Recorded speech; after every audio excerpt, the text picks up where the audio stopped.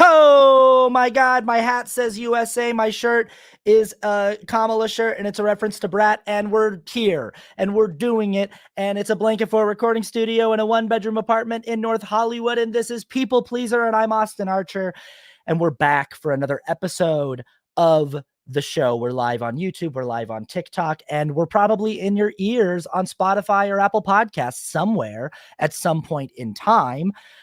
Hi. What a wild time it's been, right? For the last like 10 days or so. We're going to talk about the whole weird thing in the discourse. If you've been on the internet in the last couple of days, I'm sure you've noticed the influx in people calling conservatives and right-wing weirdos weird, because they are weird. They're a bunch of weird asses. And we're going to talk about like why it works, because there have been a lot of hot takes on Threads and on X. I'm sure I don't spend a whole lot of time over there, and on different places on the internet of people trying to break down like what is it about this word that has happened to work finally. And we're going to get into that. But first, we're going to do a little bad take brigade.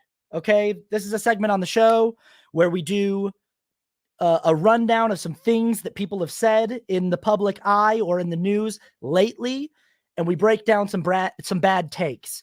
And it has a jingle that goes like this: down, down, the bad take brigade. And I'm never going to actually record that as a real jingle. I'm just always going to do the stinger a cappella for the bad take brigade. But you can imagine what it would sound like with an electric guitar that goes, bow, bow, the bad take brigade. And, let's get into the bad take brigade.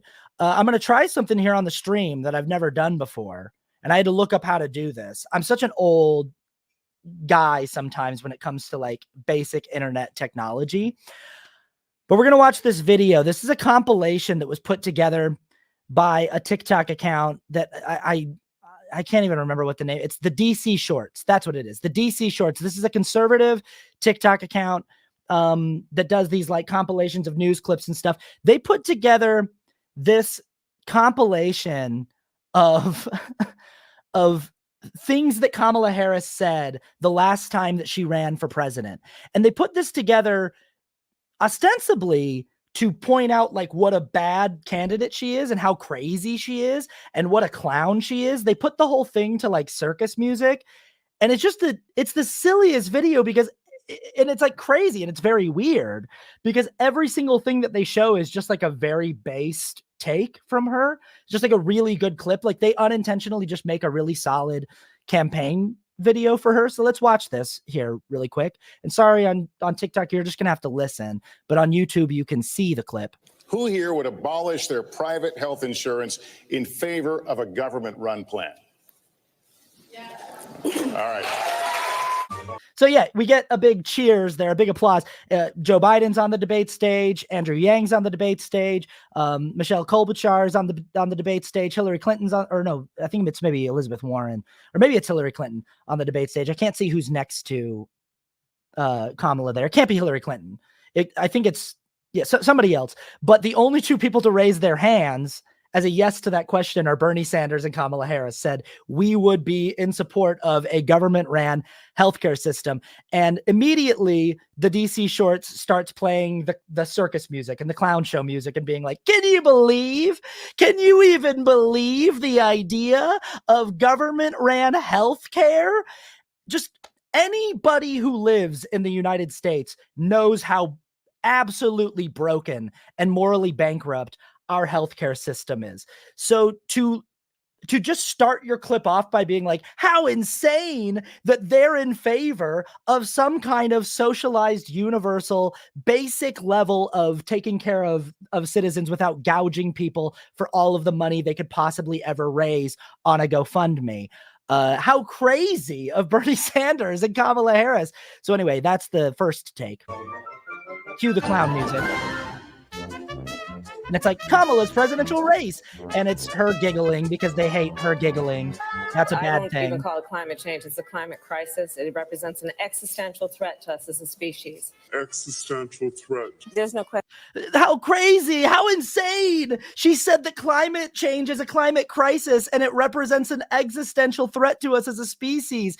And then they even do the thing where they slow it down and have her go existential threat. Like, she's so wild to believe the global supermajority of scientists who have done research on climate change for the last 7-8 decades and have confirmed beyond a shadow of a doubt that we absolutely are changing the climate of this planet and absolutely are heating it up to unforeseen levels and dangerous levels at a dangerous rate. And it is absolutely one of the, if not the greatest existential threat to the survival of the species. But how insane for her to say that. What a clown. What an absolute circus. A madhouse, I say. Threat. There's no question I'm in favor of banning fracking.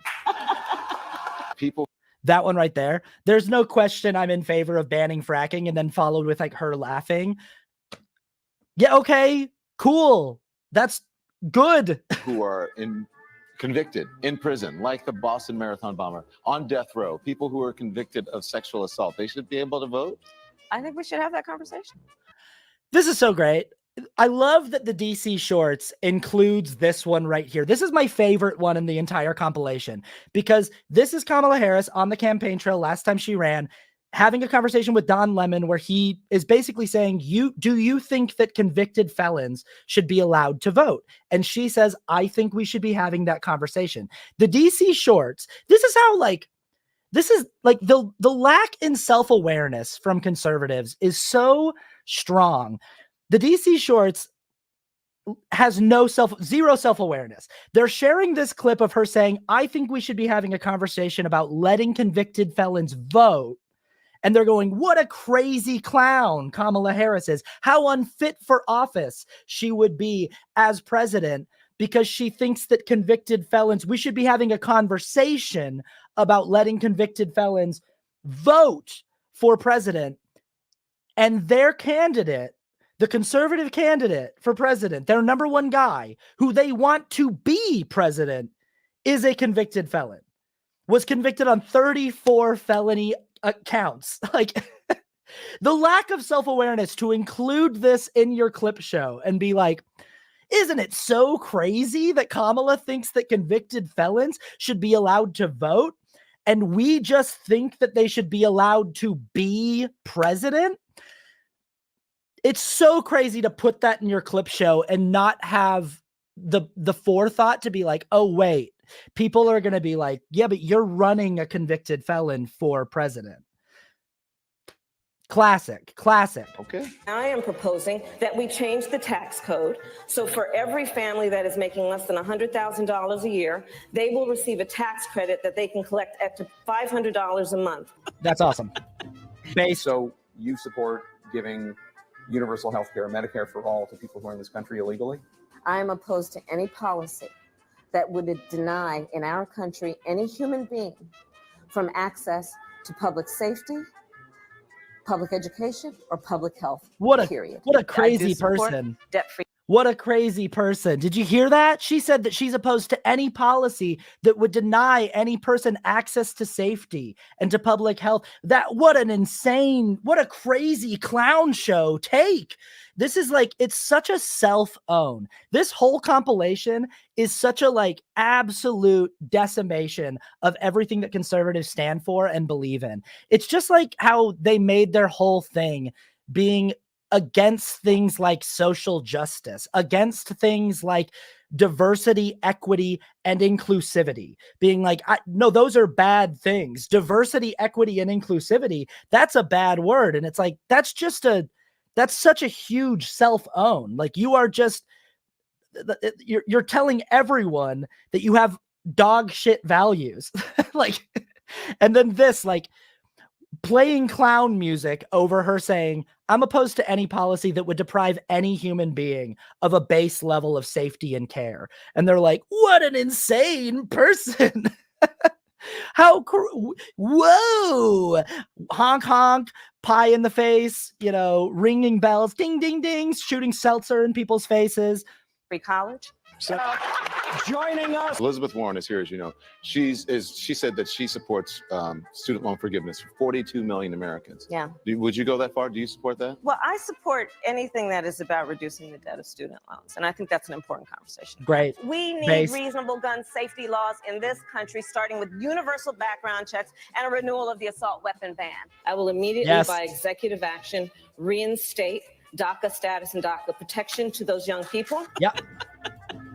And specifically, what I will do is put in place a requirement that for anyone who sells more than 5 guns a year, they are required to do background checks when they sell those guns.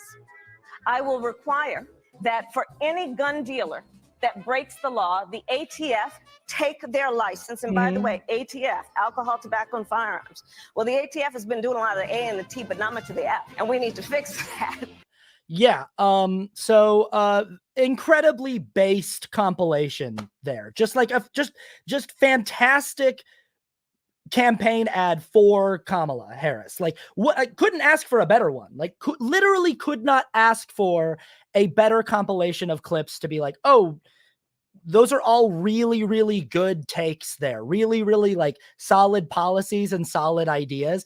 And those are the clips that the DC Shorts chose to cut together to be like, what a crazy woman she is. Did you hear how many times she giggled during that compilation? Did you hear all of the giggling that she did? So many giggles while she was talking about how we should take care of people and have like common sense gun law reform and, making sure that we're reducing the debt of students who have been gouged by, the private sector taking over education and healthcare.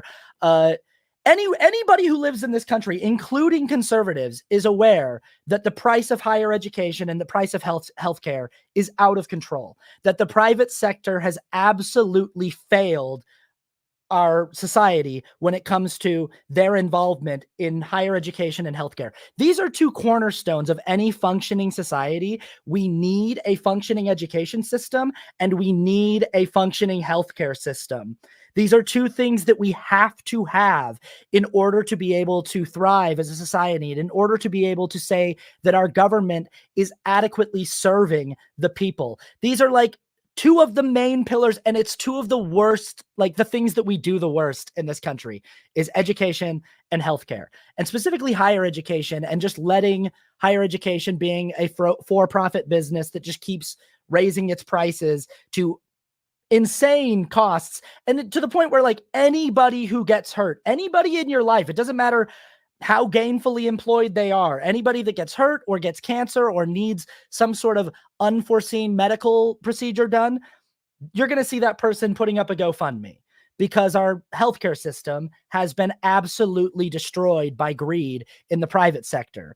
And everybody who lives here knows this, including conservatives. Like, they are aware that when they get sick, it's not good because they're not going to have the requisite money to pay for it. They are aware of the skyrocketing cost of higher education and how that's made higher education not only unobtainable for a big portion of society, but also it's just made it so that people are drowning in debt for the rest of their lives and they can't enter a housing market because the housing market is out of control as well.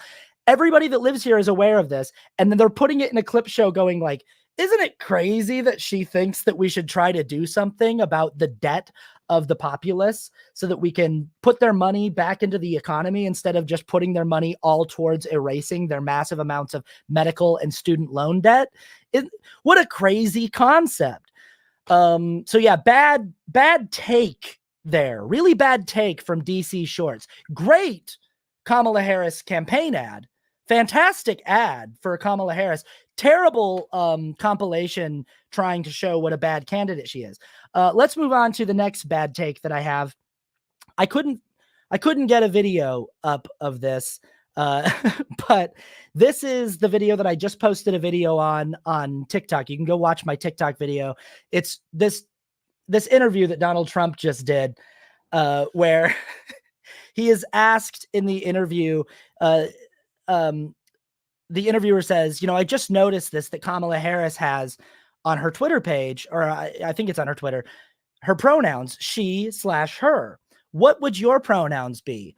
And Donald Trump responds, it's the best, like, it's such a Trump response. He just goes, I don't want pronouns. That's the sentence that he says. That's the actual quote that he says. He goes, I don't want pronouns. And then the interviewer, and I love this, straight-faced looks back at him and says, so are you fluid? Does that mean that you're fluid? Asks him if he's gender fluid because he says he doesn't want pronouns.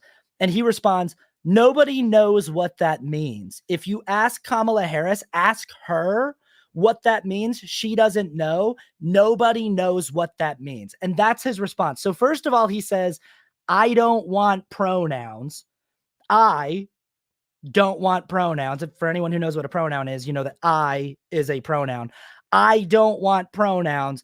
And then second of all, he says, nobody knows what that means. Nobody in the world knows what a pronoun is. It's just, it's like nobody. Ask Kamala, ask her, he says. He says, ask her. She doesn't know what that means. Her and she, of course, being pronouns. I released my song, Congratulations, onto the internet about 3.5, maybe 4 years ago. I put out a song that goes, congratulations, that was one of the stupidest things that I've ever seen anybody post on the internet before. Maybe you've heard it. That song was in response to someone, a conservative person who was very clearly displaying that they don't know what pronouns are. And there's a line in that song that says, you just said, I don't know what pronouns are, and I won't learn because learning's hard. Here we are 4 years later, and these people still just refuse to learn what this very basic part of the English language is. They just refuse to learn what a fucking pronoun is. This is the presidential candidate for the Republican Party saying in an interview just a couple days ago, I think he did this yesterday, that nobody knows what a pronoun is. These people, when I first posted my video, when I first posted that song, the comments from conservative people over and over and over again kept saying, I don't see what the problem is. I agree with the original poster. Pronouns are stupid. Like hundreds, maybe even thousands of comments I got. Because that video got like 30 million views and had tens of thousands of comments on it and so many shares and reposts and people using the sound. So I got thousands of comments on that video and thousands of conservative people in my comments saying, because the original video is of a guy who like doesn't know what pronouns are. And all of these people in my comments kept saying, I don't get the problem. Like, pronouns are stupid. I agree with the original guy. He's right. Pronouns are stupid. So many people saying like, he's correct. He is correct. Pronouns are stupid. And I just I couldn't believe that that joke was too complex for them. It went clean over their heads. Like they couldn't they were like, I don't get what you're saying. I said in the song, you don't know what pronouns are and you won't learn because learning's hard, even though it's not hard at all. You learned this in like 2nd or 3rd grade, and it's totally okay if you forgot or if you were like out of school that day because you had a cold. That's fine. Go just Google what is a pronoun. Just go look it up. It's actually not hard at all to learn what a pronoun is. This actually isn't a complex thing to learn, but it's too difficult, too complex of a topic for the average Trump supporter, and indeed for Donald Trump himself. It's too, he is convinced that nobody knows what a pronoun is because he doesn't know what a pronoun is.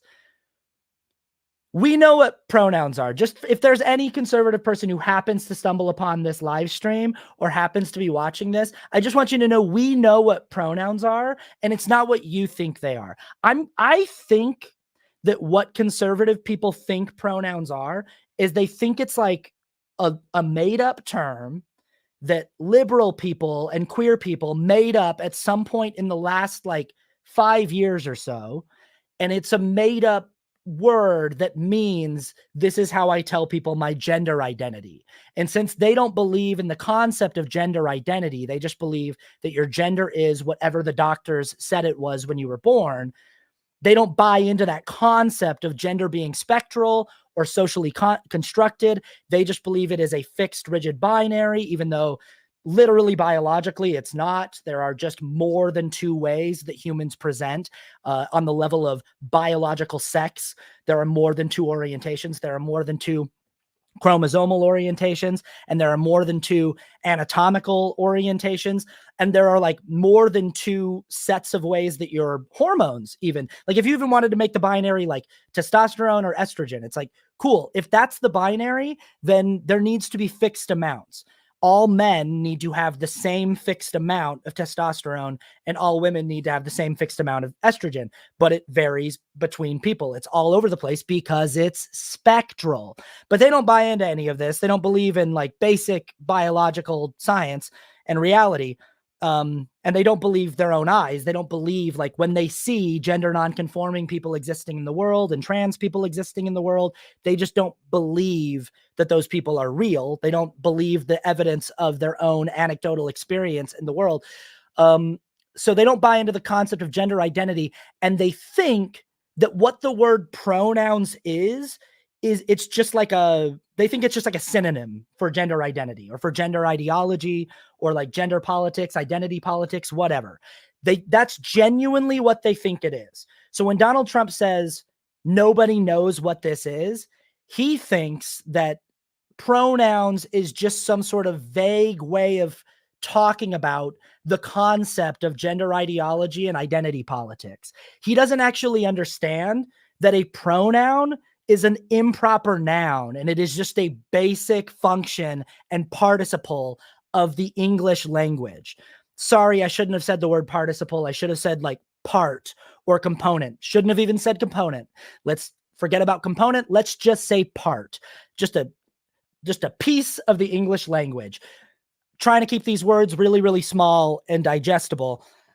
But yeah, a pronoun is not just a made up concept. Oh my God, you guys, it's so crazy that I have to explain that people on the left didn't make up the concept of pronouns, and that pronouns aren't this like vague, indefinable thing, that it's just he, him, she, her, I, it, that, this, they, them.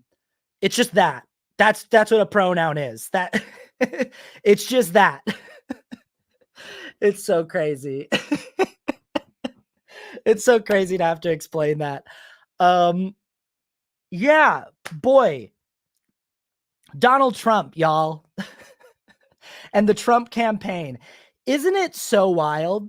We're going to get into the topic for today's podcast, which is why weird works, why this whole thing of weird works. And it's linked to this whole pronoun thing, and it's linked to the just general basic stupidity and lack of educational prowess of Donald Trump and of his followers. But just to talk a little bit more about how stupid Donald Trump is, and how inept he is, and how bad he is at doing the things that he's supposed to do. Just like, the DC Shorts people are so bad at like cutting together a compilation. Surely there are worse clips that you could have picked of Kamala Harris speaking than the ones that you found. Like, you found like the most best clips of her. Like, surely there are worse clips out there, and you found all of the best clips of her on her last presidential campaign. But that's because these people are just bad. They're just not smart. But yeah, to go into the ineptitude of the Trump campaign and Donald Trump even a little bit more, y'all, it's been 2 weeks since Donald Trump was shot in the ear while speaking at a rally. I do big quotes, shot in the ear, because like, y'all, I'm not a conspiracy theorist. I do not lean towards conspiratorial thinking. It's not my default. When that first happened and everyone immediately was like, this is fake, it's a conspiracy, I was like, that's not me. That's not my default. My default is like, Let me get more information about this. Let me hear as things come out. But then, like, the Trump campaign and Donald Trump himself, they're so inept. They're so bad at capitalizing on the momentum they were trying to buy by doing this whole stunt that, like, they couldn't even get him to publicly appear with the ear bandage consistently for 2 weeks. For 2 weeks. It was like within days, he was making public appearances and forgetting to wear the ear bandage. And it was just like, oh, that ear doesn't have a wound on it. Like, his ear is fine. His ear that was apparently shot by a sniper bullet is fine. Doesn't have a scratch on it. And he, like, forgot. And his whole team, presumably, forgot to have him wear the thing. It's just like, oh, guys, this is a slam dunk. All you had to do was just remember to have him wear the ear. He didn't even have to talk about it. Just wearing the bandage is enough to be like, remember, I was shot a few days ago and I survived. Not only did I survive, I stood up and I pumped my fist into the air and said, fight, fight, fight. And it was really cool. Remember that? And they can't, they're so bad at their job. They're so bad at running a presidential campaign that 2 weeks after that happened, they've, like, completely forgot to make it one of their strongest campaigning points, to be like, hey, this guy was shot at. This guy was a victim of political violence and he survived. This guy deserves our respect. They've lost the plot. Like, he couldn't help himself but be Donald Trump. Not only did he forget to wear the bandage consistently, but he also went out and, like, he has to just say something crazy every few days or he's going to internally explode. So he had to go on stage and at a rally in front of a bunch of Christians and say, like, hey guys, vote for me and democracy won't be a thing anymore. I promise. That's my campaign promise to you, is if you vote for me, no one will ever have to vote ever again. Gonna fix it so you don't have to vote anymore. That clip is so wild. He says it so many times. He says so many times in a row that no one's ever going to have to vote anymore if you vote for him. Like, if he said it one time, then Trump supporters could be like, he misspoke, or you misheard him, or you didn't get the full context of what he was saying. He says it like 5 times in a row. He's like, just in case I'm not being clear, if I win in November, no one will ever have to vote again because I'm going to fix our electoral system so that you don't have to vote anymore. After you vote for me in November, you don't have to vote. Does that make sense what I'm saying? You don't have to vote anymore after you vote for me. Just, I don't know if I'm being clear enough. If you vote for me and I win, then I'm going to fix democracy so that nobody ever has to vote anymore and we don't have any I don't think I'm being clear. Sorry. I'm worried that people aren't going to get me here. So let me be really, really clear. What I'm saying is, if I'm elected in November, I'm not ever going to have elections anymore in this country. We're just going to end. Does that make sense what I'm saying? Is that clear enough? It's such a, like, wild clip. Like, this man had one of the best photo ops in the last 30 years of American politics. Him getting walked off that stage with blood smeared across his face, his fist in the air in front of an American flag. And all of us collectively went, oh, fuck, he's going to win. Oh, shit. That's it. Slam dunk. Game over. And, like, 3 days later, he's going in public without the ear bandage on, showing that his ear is not wounded. He's saying stuff like, if I'm elected, I'm going to end democracy. Make no mistake, this is what I'm saying. And then also, like, the Biden-Harris administration pulls the most gangster move ever and goes like, hey, all of that attention he was getting for getting shot at, we're just going to erase all of that because Biden's stepping down and Kamala's stepping in, and just completely reclaimed the spotlight. It's so wild. Like, listen, I don't know what actually happened at that Trump rally. Okay. I don't know what actually happened. Apparently somebody died. That seems really real. Apparently, like, the shooter is a real person who was taken out and killed. I can't say what actually happened that day. What I can say is, homie has appeared in public several times without a bandage on. and seems to have a completely uninjured ear. They have given gag orders to the medical professionals at the hospital that he was taken to and made them sign NDAs, not allowing them to say whether or not he was shot. The FBI has been instructed not to comment on whether or not he was shot. The whole entire procedure of how his personal detail handled him being shot is not the way that it's supposed to be handled. The reason why you've never seen a clip of a high-ranking political official being shot at and then standing up and pumping their fist with their full chest and face exposed is because that doesn't happen. You've never seen a clip like that before because that's not how that's done. The way that it's supposed to be done is the moment a shot is fired, tuck and chuck. That is the standard operating procedure. If you watch the clip of John Hinckley shooting at Ronald Reagan disappears in 5 seconds. It's not even 5, it's like 3 seconds and Reagan is gone. And the reason that is because his detail folds him in half like a suitcase and throws him into a car and the car drives away. And then the rest of the people there gang tackle John Hinckley, and that's who is left in the video. But it's not like they dogpile Ronald Reagan, stand on top of him for a full minute, and then he stands up and puts his fist in the air and goes, "I'm good, don't worry." No, they fold him in half, throw him in a car, and drive away. And that is standard operating procedure for being a bodyguard for a high-profile asset like Donald Trump. If it were handled the way that it should be handled 10 times out of 10, 100 times out of 100, the way that every single person in his security detail is trained to handle it, they would have been on the stage and he would have been in an armored car in under 10 seconds. The whole ordeal takes like almost 2 minutes. It takes them like almost a full minute before he stands up and pushes his fist in the air and they do the photo op and they let his entire chest and face be exposed while the threat is still unknown. It's unknown whether the threat has been neutralized completely or not. So what I'm saying is I don't know what happened.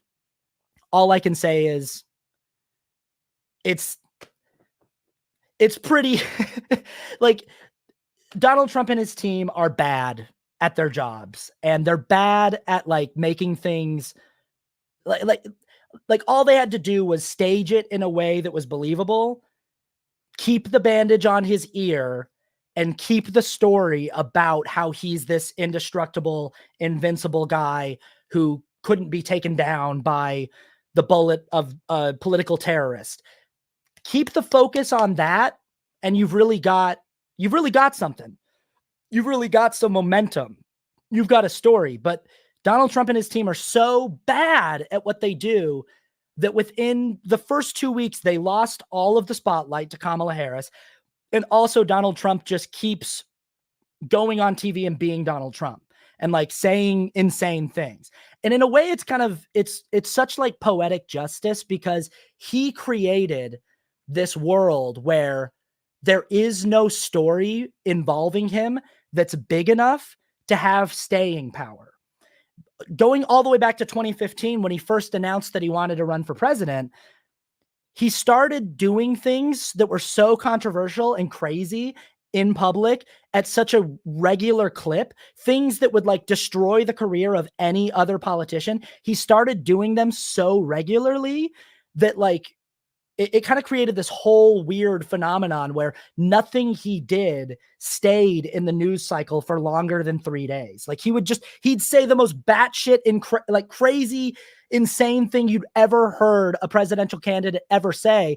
And for 2 or 3 days, the internet and the news would be like, whoa, what did he just say? That's the most insane thing we've ever heard anybody say who is as high profile as him. But then he would say something that would top it 3 days later. And it would just completely, we'd be like, oh, he just did something even crazier. And he kept that up. He's kept that up for the last almost 10 years. And now he's a victim of the world that he created.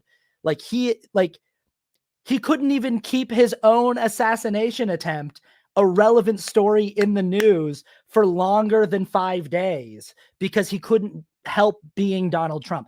Okay. Anyway, this brings us to the topic of the episode. Why weird works, why this thing is working, why this strategy from Democrats. And it really does seem to be a coordinated effort that started with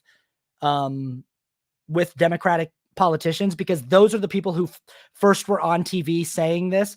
There was the guy from, I think, Minnesota or Missouri who said it on, a lot of people are crediting him with starting it, but then like a lot of people in the news have been saying it lately. Kamala's said it. Pete Buttigieg has said it.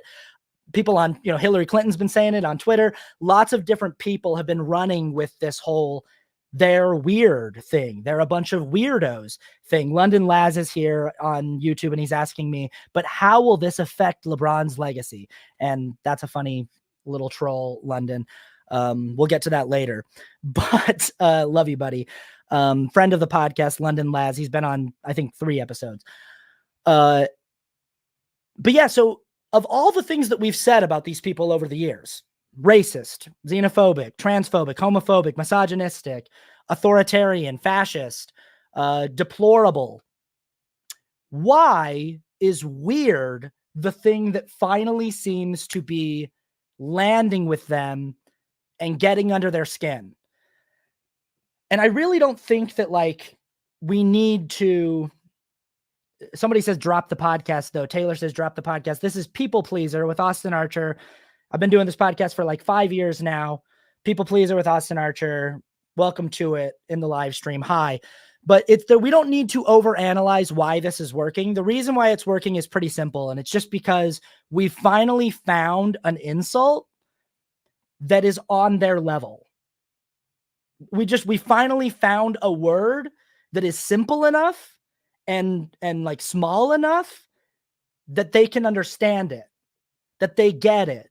It's a single syllable, depending on how you say it. Some people might say weird, and then you could argue that it's 1.5 syllables, maybe 2, if you're stretching. But it's a single syllable word, just 5 letters. Everybody tends to understand the general definition of the word. But I think to really understand why this lands for them, we need to look at why the other words didn't land. So, I mean, the simple explanation of why weird works is because it's simple enough, and they're simple people with simple brains. They've got little rock brains and little kid brains, and this is a simple enough thing. But we can get into this a little bit deeper by looking at why the other things don't work. And there's 2 main reasons I think that these other insults don't work. And the first is they don't understand it. They literally don't know what the word means, and they're too lazy to look it up. And the second is they're not actually offended by that title. So these words fall into different categories. The reason why basket of deplorables didn't work, I saw somebody in my comments recently go yeah, but calling them weird is just going to be falling into the same trap of the deplorables thing. Basket of deplorables didn't really catch on, didn't work. It's just a lowbrow ad hominem, and it didn't really do much for the Hillary campaign. But basket of deplorables never really worked because it didn't affect them, because the word deplorable is too hoity-toity of a word for the average Trump supporter.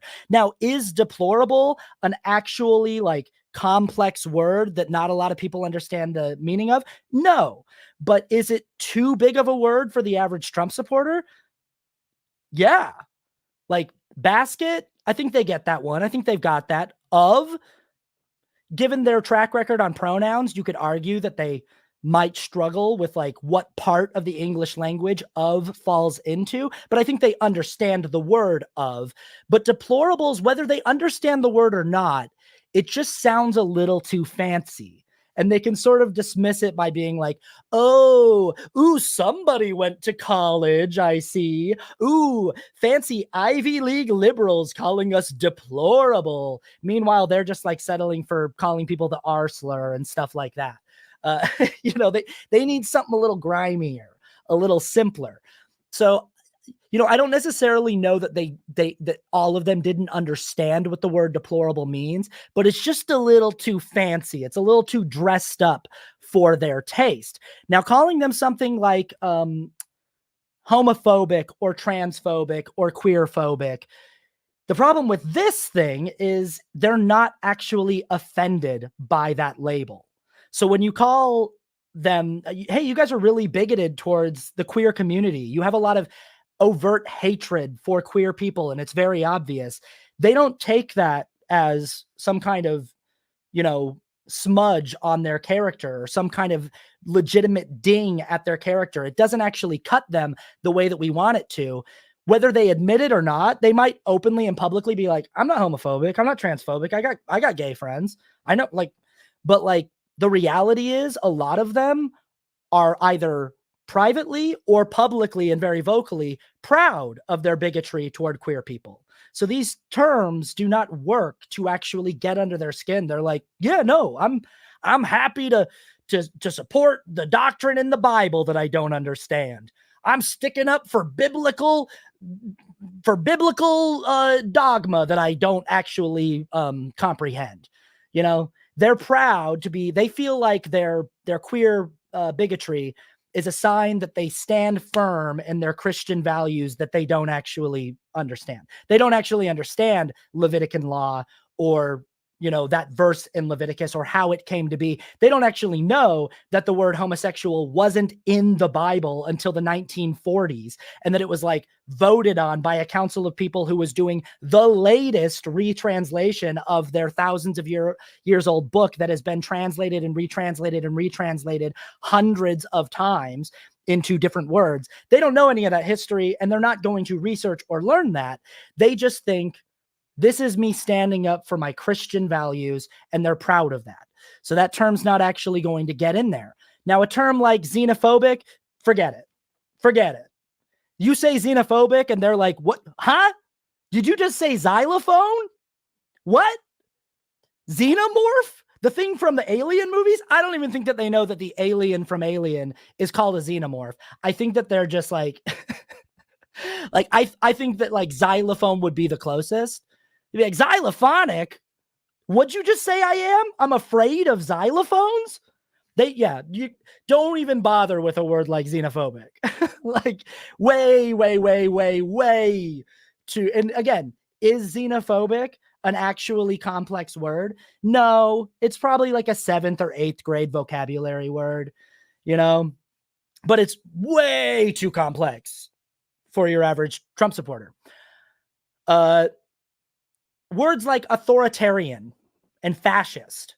The problem with these words is they have too many conflicting and flexible definitions that can be found on the internet. Now, you can find a pretty popular definition of fascism that talks about a particular brand of ultra right-wing nationalism, usually white nationalism, that is very right-wing and authoritarian. You can find definitions like that tend to be aspects of many fascistic governments and fascistic dictators and fascistic leaders. But fascism is sort of a term that is hard to nail down. It's a term that you can really do entire video essays on and still not come to a conclusive sentence that really says this is the definitive definition of fascism. So it's an easy word for them to sort of dismiss because A, they don't understand it, but also B, not a lot of people actually have a firm grasp on fascism the way that they think they do. And this is something that kind of exists on both the left and the right. It's something it's a little bit hard to pin down because it's more of a set of values that are baked into certain governmental structures. But ultranationalism, deference to authority, things like that, deference to status quo, things like eugenics and ethnostates and ethnic purity, things like traditionalist mythology, a mythos of the way that things used to be, a mythology and a longing for a bygone era. And all of these things are certainly very much so a part of modern conservatism. They absolutely are a part of conservative ideology. But again, you're too deep into the weeds once you're trying to explain what you mean when you say fascist. They need to instantly understand what you mean, and they need to actually take that word as an insult. It is funny how often they will use the word fascist to describe people on the left. They'll be like, no, you're the fascist. And it shows that they don't really actually know what they're saying. They're just saying, I know you are, but what am I? And the big tell here is how they've boldly made their public boogeyman for the last several years this vague concept of Antifa or anti-fascism.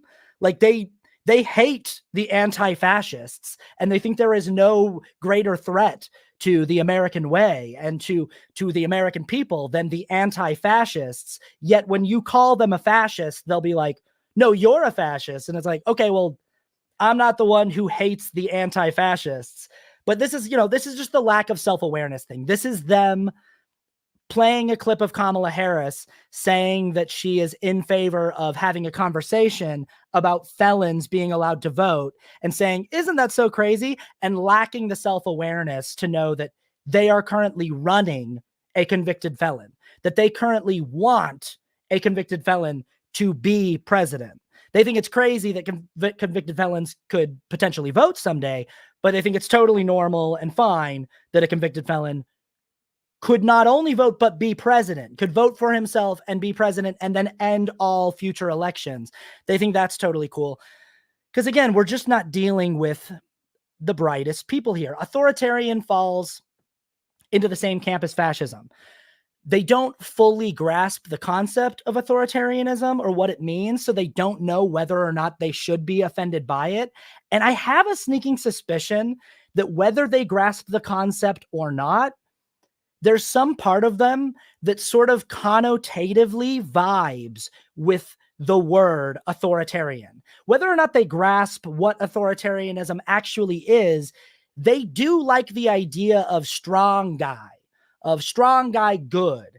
And something about the word authoritarian, I think connotatively, I think they have an image in their mind of what an authoritarian leader is. And they like that. They think strong guy good, authoritative guy good, authority good. They default to liking cops. They like a guy who's got the authority to kill you if he wants and get away with it. They dig that kind of stuff. And that is, also like a characteristic of fascism. But again, they would have to do too much research into what authoritarianism actually is and why it's bad to understand why they should be offended by it. And they're not going to do that. Misogynistic, too big of a word. I think that this is a common enough word that they understand the basic definition or the general definition of misogyny, but I'm going to put misogynistic and racist into the same category of like, they generally understand that when you say you're sexist or misogynistic or you're racist, that what we're talking about is you have some kind of prejudice based on gender and race. And they do a quick Rolodex in their head of like, do I have any friends that are of a different race than me? Or do I like any celebrities that are of a different race than me? Do I have any friends that are of a different gender than me? And if the answer to that question is, yeah, I like Candace Owens. And like, yeah, I have a friend who is a woman. Or even there are conservative women who will be like, I am a woman. How could I possibly be misogynistic or behave in ways that uphold patriarchy? They instantly go, no, I'm not. And they disidentify with that moniker really, really quickly. It's a really easy moniker for them to just sort of say, no, I'm not. No, I know I'm not because I have a black friend. I know I'm not because my niece is dating a Mexican and I've been nice to him at family parties. So I know I'm not racist. No, I'm not misogynistic because I'm married to a woman and I'm pretty nice to her sometimes. These are concepts that like the actual definition of what racism means, people on the left understand the actual definition of like social power dynamics and how racism is systemic and institutional, that you can wield institutional power and systems that were designed specifically to serve one race of people over another. And you can wield those to your advantage over other people or have systemic institutional privilege, and that you can use that in a way that further suppresses and oppresses marginalized people. And you don't have to consciously say the N-word or like out loud espouse hatred of people who are a different race than you or a different gender than you, or go to KKK meetings to participate in racism or to uphold patriarchy. You can do these things by just not understanding what misogyny actually is, what sexism actually is, what racism actually is, how these things are woven into the fabric of American institutions and American systems. And again, too complex for these people to actually go and research it and learn. So I think we get the gist of what I'm saying here. There's two main reasons why our insults or our derogatory or pejorative labels have not worked in the past. A, they just flat out don't understand them, or B, they're just not offended by them. It's just not something that they're actually ashamed of. They're like, yeah, swing and a miss on that one. I'm totally fine. In some of these people, they might be like, yeah, I'm totally cool admitting that I'm racist or misogynistic. You're not going to offend me with that. I'm totally okay saying that I don't want immigrants coming into my country. You're not going to actually get under my skin with that. The reason why weird works, they can understand it, but the reason why they're offended by it, the reason why it actually gets under their skin is because the cornerstone of their ideology, of the identity of the American conservative, the thing that makes them feel like they can say all the terrible shit in the world and do and be bigots and be out loud with their hatred and be this ignorant, is they feel like they are the obvious baseline for normal human behavior. What they think they believe in are normal ideas, normal values, traditional values. Traditional in their mind is a synonym for normal. Traditional means this is the way it's been. And the reason why it's been this way is because it's made sense over time to be this way. So this is the baseline of normal, acceptable human behavior. We are the normal ones. You people with your pronouns, whatever the hell that is, nobody knows. Nobody can actually say what a pronoun is. You people are the weird ones. You people with your drag shows and with your wanting to have health care for people at a base level in this country and wanting to make sure that people have a base standard of living and can be taken care of by their government and actually served by their government. You are the weird ones. And this is, so there's a third thing in here. So don't understand it, aren't offended by it. The third thing that we could say is they can easily flip it back and say, I know you are, but what am I? Like they do with fascism, or like they do, a lot of these different labels. They'll find weird, underhanded, disingenuous ways of saying you're actually that and I'm not. That's actually you, not me. And sometimes like we can get lost in the weeds with them on this. This is also a label that when they flip it back at us and say you're the weird ones, we go, yeah, we're fine with that. We actually are not offended by the word weird. We actually seek as progressives and leftists to disrupt the traditional social norms and traditional family values. We want to call into question socially constructed norms, like the socially constructed norms of gender. The reason why we share historical photos of men wearing high heels and being like, hey, look here at the Victorian age or the Elizabethan age, and look at this Edwardian child who looks like a little girl because he's wearing a dress and a wig. Look at this, and look how at one time it was the social norm for little boys to dress the way that modern little girls dress, because there is no such thing as girl clothes or boy clothes. There's just what society deems as most normal for boys or girls to wear at any given era or time in history. So progressives aim with our behavior to be deliberately weird in a self-aware way. We are aware that we are intentionally being weird. We are aware that the branding of Brat by Charlie XCX is meant to make people go, what is that? It's just a lime green square with lowercase brat in it. And we talk about things being brat in a way for people to go, what do you mean? And it has the same effect of saying that something is a sleigh or that something is camp. And we are doing this in a way to intentionally, deliberately play with language and play with social structures and play with social concepts around language, concepts around gender roles, concepts around sexuality and sex, concepts around personal identity.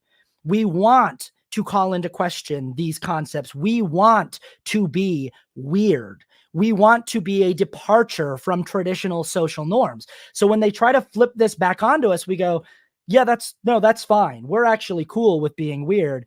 They're not cool with being weird because it flies in the face of everything they think they are. And make no mistake, we're not just saying this innocuously to make because we found a word that makes them mad. They are deeply, deeply weird people. They are very weird. This is not just something we're saying because it bothers them. They are weird, and not in the way that we're weird. They're not weird in a self-aware, deliberate way where they're trying to pull at the fabric of things that, oppressive societal norms or societal structures. They're not weird in a way where they're trying to call into question traditional ideas that have been harmful to marginalized peoples for a long time. They're weird in this completely delusional way where they engage in behavior that is just objectively so bizarre and disturbing, and they have no idea that they're doing it. They for years, I'm wearing a Kamala shirt today. For years, their whole thing was how come I never see people on the left wearing Biden merch? How come I don't see Biden bumper stickers? How come I don't see Biden hats? And we kept trying to explain to them because that's weird. It's weird the amount of Donald Trump merch you own. It's deeply weird. We've never treated politicians this way. It's weird how sycophantic you are about your politicians. And they've been this way for a long time. You go into the right bar in Simi Valley and you'll see Ronald Reagan posters and Reagan flags. They can't let go of their heroes and the people that they lionize. Their idolization of politicians is weird. And, somebody shared a photo the other day of this thing that happened at the RNC. I want to say 2 years ago during midterms, or maybe it was I think it was 2 years ago. And it was this thing that happened where they set up a booth where people could pay to go in and cosplay as a inmate who had been arrested for participating in the January 6th insurrection. So you could put on an orange jumpsuit and pretend that you had been arrested during the insurrection. And then Marjorie Taylor Greene, the actual Marjorie Taylor Greene, would come in and pray with you and kneel down and do a little photo op with you and pray with you. And this is an actual thing they did at a real event sponsored by the Republican National Convention. And they don't understand why that's weird. It's deeply strange, bizarre, weird behavior. And if they were doing it in some kind of self-aware, deliberate way where they're there's a statement being made here, there's something we're trying to do, maybe it would be oh, interesting. That's an interesting little art installation that you're doing there. But they're literally just going I want to pay to pretend that I was one of the people who was arrested. I want to pretend that I was, governmentally oppressed for exercising my freedom and being a patriot. And then I want to pay to pretend that while I'm in jail, Marjorie Taylor Greene shows up and says a prayer with me. And that's the extent of it. Weird, dude. These people are fucking weird, bro. And not in a cool way, not in an interesting way, not in an artistic way, not in a way that pushes society into any kind of new paradigm. Just weird, just scary and disturbing and odd and weird. And I think we just need to keep calling them that henceforth and forever. Amen and amen. Let's go to the comments. Project Darkwood on YouTube just said stupidity and pride equals Republican. Pretty simple there. Pretty simple characterization. You know, I did a video essay about the time that Jonathan Van Ness was on Armchair Expert and Dax Shepard made them cry by, you know, being ignorant about trans people. And this is, you know, Dax Shepard has had bad opinions about trans people and gender nonconforming people for a long time and has like been weirdly supportive of J.K. Rowling for a long time. But in that conversation, there's a moment where Jonathan Van Ness generously tries to say that the reason why Trump supporters are the way that they are is because they lack education. And Dax steps in and goes, hold on. Don't just boil them down to like, they're stupid. Like they don't just say they would think like me if only they were as smart as me. That's not fair. These are just people who have a difference of opinion. And immediately I was like, no, Dax, you're wrong. They are just stupid. Like, sorry. And maybe that word is too harsh. And I think Jonathan was trying to pick a kinder turn of phrase and say they lack education, kind of saying they could gain the education if they had the drive to, or if someone were patient enough to walk them through it, but they lack the basic education to understand certain concepts. And for some conservative people, that is true. They've just never been introduced to the right talking points or the correct, like, they've just never actually been offered the correct education.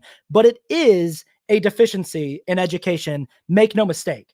Like, not knowing what pronouns are is, you have a deficiency in a basic level of fundamental education on the language that you speak, on the English language. And that's not just like a group of people who have a difference of opinion from you, but who are equal to you in education and in intellect. That is people who have a difference of opinion from you because they lack basic education. Period. KB Failer says, Dax has been wrong on several important stances that I had to stop listening to his pod. You know, it's weird. I don't know. I'm not an all or nothing guy. Dax says another thing on that same episode that in the context of that episode, I disagreed with, but in the broader context, I don't disagree with. He says this thing to Jonathan where he's like, well, hold on. He's like, let's say that you and I go down 10 points of like gender ideology and you know, gender nonconformity, and I agree with you on 9 of them, but I disagree on 1. That means that I'm your enemy.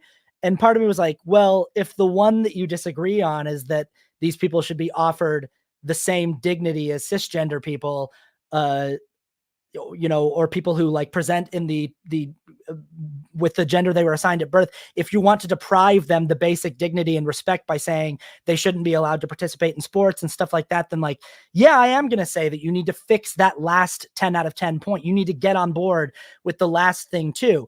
But in the larger, broader sense, what Dax is saying there does have some appeal to me, because I still dig people online, content creators and voices online who I'm mostly aligned with, but who we maybe disagree on a few things. Like, there are so many people online who I really respect their work. I really respect their political advocacy and their political commentary and their political perspective.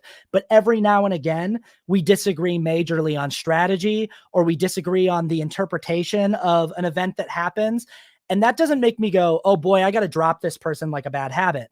I don't know. Like, I don't think Dax Shepard has done enough in my mind to be like, I'm going to stop listening to Armchair Expert. I still really enjoy that show.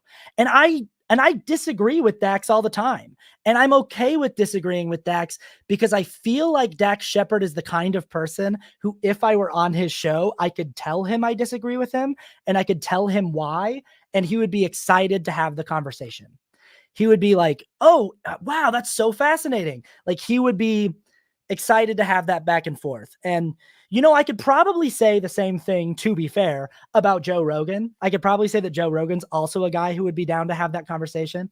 But the problem with Joe Rogan is his constant platforming of the worst possible people, and his his ineptitude at adequately pushing back on those people. He pushes back every once in a while on Matt Walsh or Ben Shapiro or Jordan Peterson when they say something wildly stupid, or Tucker Carlson when Tucker Carlson doesn't know the definition of scientific theory. You know, Tucker Carlson was a guest on Joe Rogan recently and like spouted the old line of like, evolution's just a theory, very clearly displaying that he doesn't know what scientific theory is and doesn't know what the definition of scientific theory is.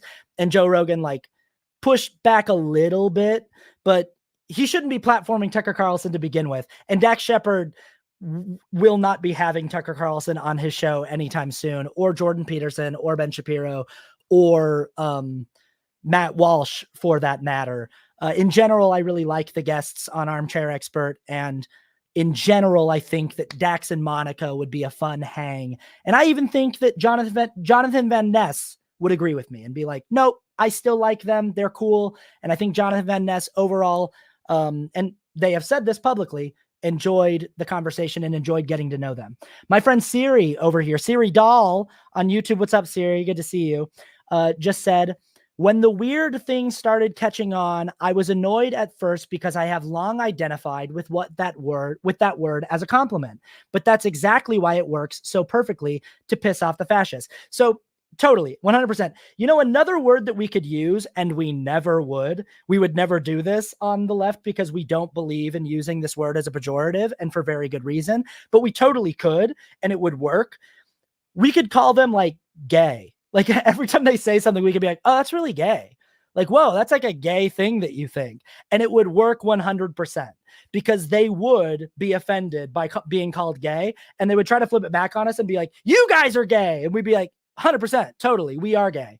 Like, we don't actually view the word gay as an insult. We don't view it as a pejorative. We don't think that being called gay is negative. When a conservative person says that I'm a soy boy or a beta, or like says that like I'm effeminate, like I posted a video of me dancing the other day, and some conservative guy in the comments was like, notice there are no other men in that room, not another man to be seen. And I was like, first of all, you're wrong. Like, there are other men that go to dance class with me. And second of all, so like, I don't care. Are you saying that it's not manly of me to dance?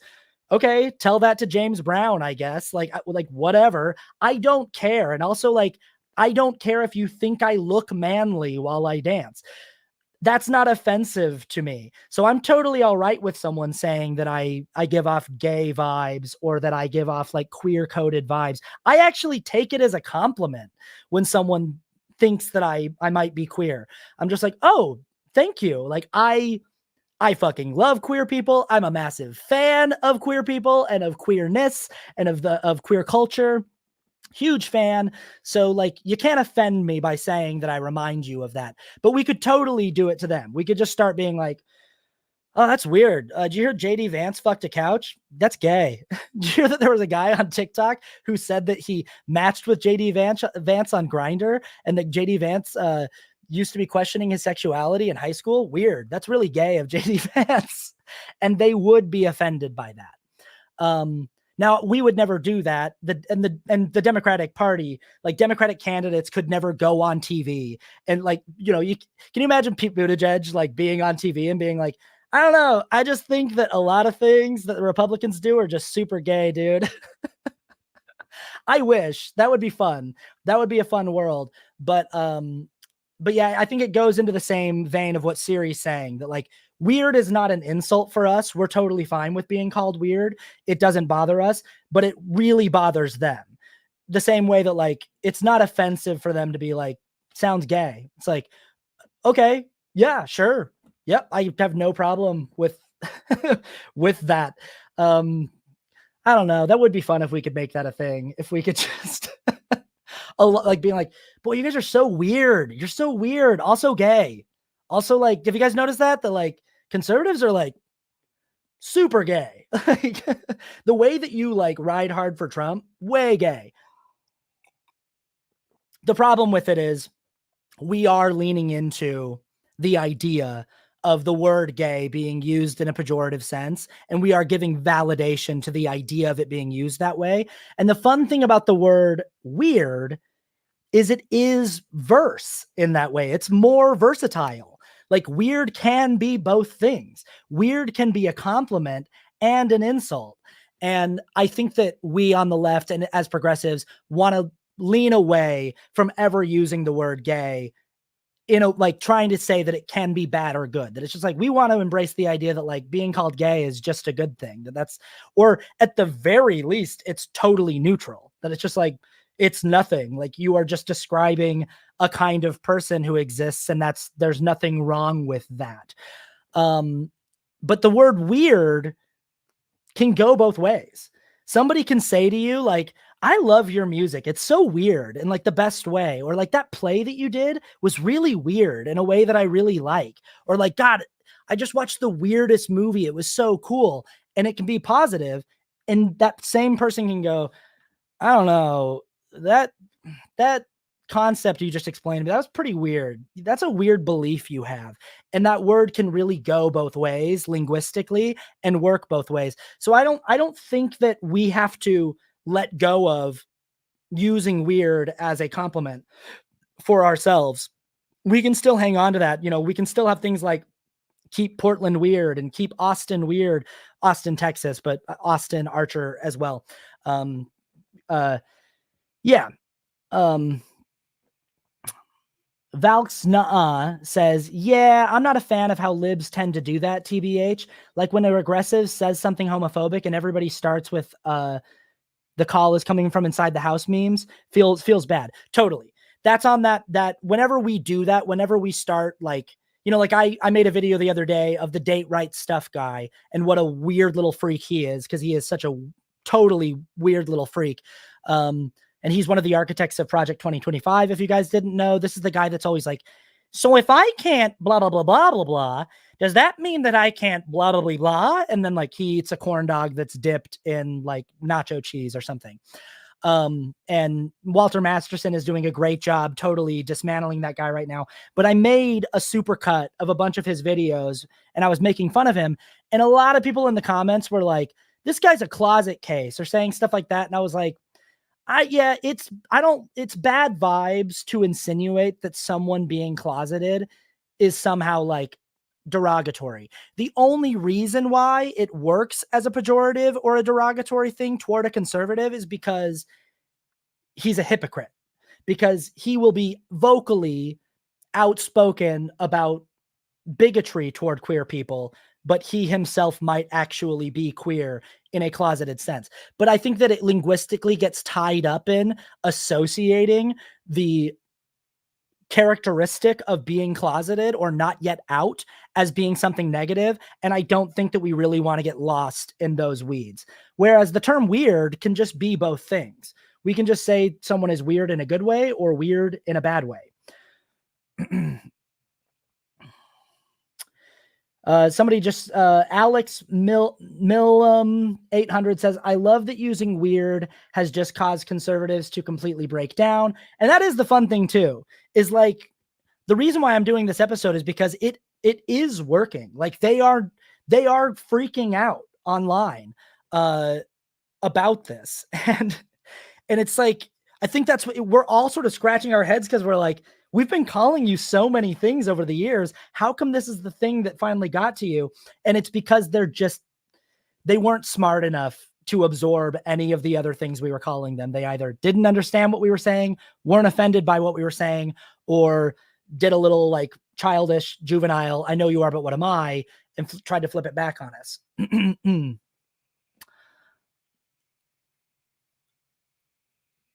Joe Mandragon says, when a party runs on no policy except name calling, I think it's appropriate to respond in kind. Weird just sticks. Like they are literally saying voting for a woman makes you a woman. How can you even respond to something like that? Exactly. Like that's not. And what's so funny is Vivek Ramaswamy was like, hey guys, the weird thing is so juvenile. If you can't win on policy, then like just say that. He was like, either win on policy, but cut the name calling crap, as though the Republican Party is not the party of name calling, of running on name calling and not policy. Like Donald Trump is their guy because he would show up to Republican primaries and just have little schoolyard names for everybody. He'd be like, oh, look at little Marco, Ronnie, little Ronnie. Ooh, little Ronnie running for the hills, little Ronnie. You know, and people would just be like, we love that. We love that he just make fun of other guy, that he just tease him. And they are like the flagship party in the entire world political stage of just running on name calling and not policy. And by the way, Kamala Harris is running on policy, and they are strong policies, as we showed at the beginning of this episode, where we broke down the DC Shorts amazing campaign ad that they accidentally made for her. She's got great policies, and she's even got like a lot stronger policies on Israel and what's happening in Gaza than Biden was going to be putting forward. She's already starting to be stronger with Netanyahu and Israel than Biden ever dared to be. And that's really promising, and that's really exciting, and that's really cool. Project Darkwood says the high road is exhausting. Totally. And I don't even know if it's like taking the low road to just say, because we're not just saying you're weird just to be rude. It's accurate. It's accurate and effective. Mrs. Mongo 007 says, crazy Kamala is his only defense after today's interview. He's melting. And crazy Kamala is like not even good. Like, it's just like, no. Sleepy Joe, pretty good. Because let's be honest, homeboy was sleepy. Let's be honest, homeboy was homeboy was about to go honk shoe, honk me. Hork me. Every time he was doing a public appearance. Somebody says Trump is sleepy too, though, and that is true. Crooked Hillary, let's be honest, the Clintons are sketchy as fuck. Let's just be real. Let's be real. The Clintons are sketchy. Like, they wrote a TV show about the Clintons, and Beau Willimon, who created the TV show, was like, yeah, I used to be a speechwriter in Washington, D.C., and this couple is based on who you think it's based on, and I'm not exaggerating about them that much. And that show is House of Cards, and if you've ever watched House of Cards, like, they're based on the Clintons. I'm not saying the Clintons have had people killed, but I'm also not saying that. I'm not saying that. So Crooked Hillary, yeah, sure. Crazy Kamala, like, that's what you've got, is just she giggles. Cool, buddy. We're good. Like, you toast, bud. You're done. You're done. You're toast. You're toast. Bye. Curtains, dog. Game over. Crazy Kamala, cool. Awesome. Yep. Our girl's crazy, dude. It's going to be crazy how bad she whoops you in November. It's going to be, those numbers are going to be crazy, dog. Crazy Kamala is going to like lay some crazy whoop ass down on you on the debate stage. And I think that he's going to do it now after what she said in Atlanta, after she was like, yo, say it to my face. It's so smart of her campaign to be like, the best way to get him on the debate stage is just to be like, you won't. I dare you. You won't. He can't help himself. He can't help it.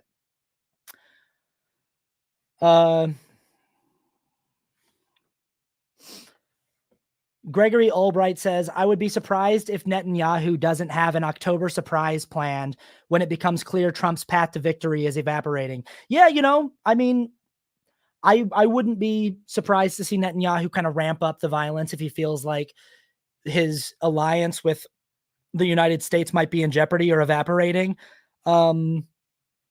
This all goes into just like,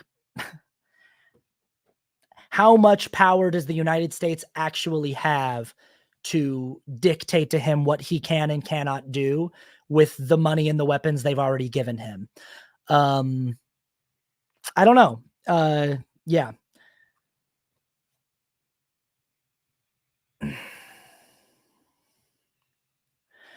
Aviln, I don't know how to say this name. Avihn. It looks like Avin says, but is calling them weird really going to make anyone voting for Trump not vote for him? I'd say 85% of them no. But I would also say weirdly that there's like a not insignificant faction of conservative voters that are just juvenile enough and just like intellectually soft enough that it really could, that they'd be like, I'm not weird. I'm not voting for him. He's weird. I'm not weird. And like that a tactic like this, that something that actually gets under their skin could be the kind of thing that makes them feel just off enough that they're willing to be like, I'll do whatever I have to do to get people to stop calling me weird. I'll behave in whatever way I have to behave so that people will stop saying that about me, because I don't like the way it feels when people say that I'm weird. I think that the vast majority of them, no, are not going to change their stance. Joseph Garcia Jr., whoa, just donated $10 on YouTube. What's up? Thank you. And said, I personally enjoy flipping the facts don't care about your feelings on them, considering they are incredibly fact adverse. Yeah, I mean, that's how ironic is that like Ben Shapiro coined this phrase, facts don't care about your feelings. And the whole time he was doing it, he was just saying things that are empirically untrue.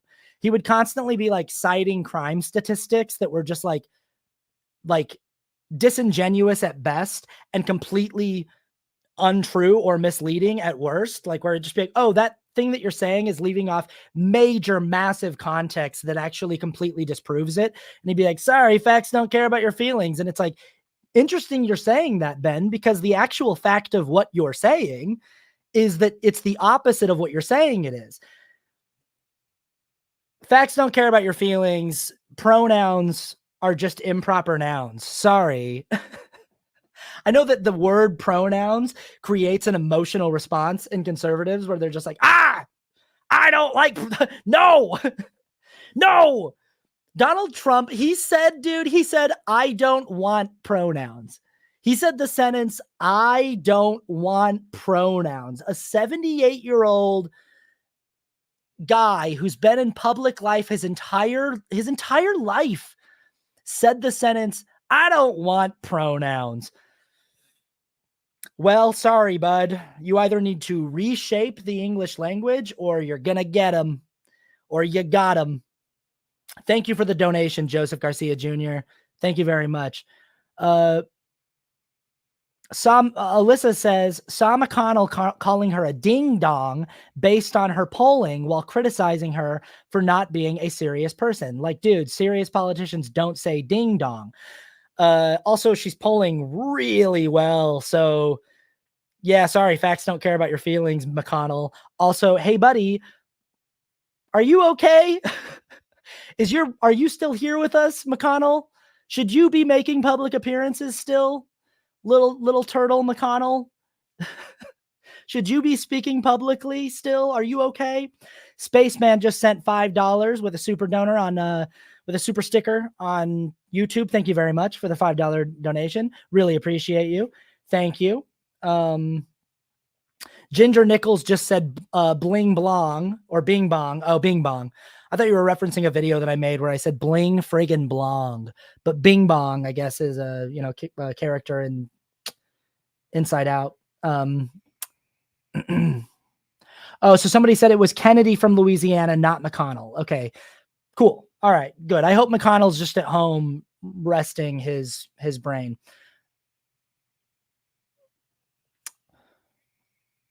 Let's see here. Mrs. Mongo says Jill Stein should run for something and do things between presidential elections. I agree. Jill Stein should get involved at lower levels than just trying to be president every 4 years. Hot take. Jill Stein's a grifter, y'all. Sorry. She has a platform that's really appealing to far left voters so that she can get like a few million people every 4 years to like throw a bunch of money at her. But she doesn't have a platform or a brand that is big enough or expansive enough to actually be a realistic candidate in a presidential election. And I think she knows that. Jill Stein is stealing money from you. She's grifting. Like, she shows up every 4 years and she's like, hey, it's me. Look at my very progressive platform. Let's do this. Even though she knows she doesn't have a chance in hell of being a serious candidate. And she just raises a bunch of money from people who don't know any better. She's grifting you. If she were serious about politics, she would get involved at the lower level first, kind of the way that Kamala Harris did, by being like a district attorney or being like a senator first or a congressperson or a mayor or a governor. That's what people who are serious about running for president do. They don't just show up every 4 years and go, give me money, and then go bye. Like, even though she knows she has absolutely no chance of winning. Robert Seal says, you seen how conservatives have gone after Ilona Maher? I don't know how to say her last name. Amar, accusing her of secretly being a man. Yeah, of course. They suck. These are like not intelligent people. By the way, somebody asked me earlier in the stream what my favorite Olympic sport is. And I said, I don't know, but Ilona is dope. Ilona's been absolutely trucking girls out there on the rugby field. But you know who had the medal winning play the other night is my girl, Alex Cedric. From where? Salt Lake City, Utah. Dude, if you haven't seen the clip of Alex Cedric trucking over an Australian defender and running the full length of the field on the final play of the rugby final for the bronze medal, you got to go watch that play. It's the coolest thing I've seen in the Olympics so far. So far, it's there are 15 seconds left in this match, and the U.S. is pinned all the way on their side of the field, and Ilona Maher gets tackled pretty hard, and they're just like, oh, they're going to have to go the whole length of the field if they want a chance of winning. And Alex Cedric from my home city, Salt Lake City, just trucks this girl, dude, and runs the full length of the field. It's dope. It's badass. And scores for the U.S. and gets the U.S. women's rugby team their first medal ever. It was pretty sick. All right. Anyway, that's a good place to end. Keep calling them weird. It works. It's accurate. Keep doing it. Thanks for the conversation, everybody. Thanks for participating. Thanks for being here. People Pleaser is written, edited, and hosted and produced by me, Austin Archer, with original theme music also by me. Hey, did you know that I have original music also available at my Bandcamp, austinarchermusic.bandcamp.com? If you're watching the song Congratulations right now on my TikTok because you want to watch Trump telling everyone he doesn't know what pronouns are, that song is available, as are all of my TikTok songs and all of the songs I've ever recorded, over on my Bandcamp, austinarchermusic.bandcamp.com. You can also get my double vinyl, Beautiful Things, the deluxe edition over there. If you don't want any of my music, if you just want to listen to it for free, you can listen to it on Spotify. But if you want to support in other ways, patreon.com/AustinArcher.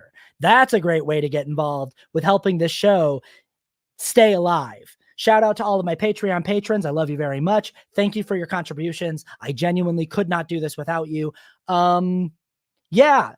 Horizon Part 2, they announced it today. It's going to the Venice Film Festival. So hopefully we'll get a theatrical release shortly after that. If you have not seen Horizon Part 1 yet, go watch Horizon. It's good. The critics are weirdos. They're weird. The critics are weird. It's weird takes. There are genuinely weird takes about this movie. Horizon's good. It's a good movie. I'm in it, and I'm in Part 2 even more. So hopefully you get to see Part 2 soon. Okay, that's all. I think let's go win an election. Let's go win an election. Crazy Kamala, baby. Stay weird, y'all. Take care of yourselves. Take care of each other. Love you so much. Bye-bye.